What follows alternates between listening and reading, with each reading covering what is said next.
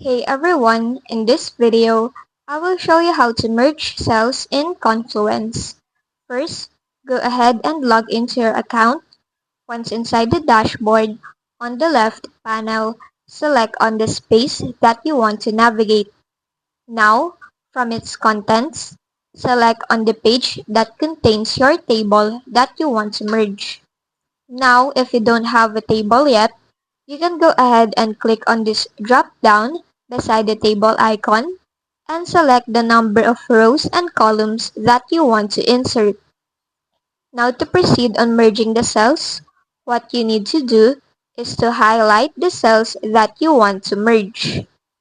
Then, you will see a drop-down arrow from these cells, so click on it. Now you will have an option to merge the cells, so go ahead and do that. And that's it.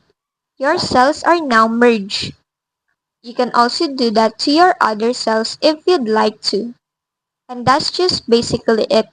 That's how you merge cells in Confluence.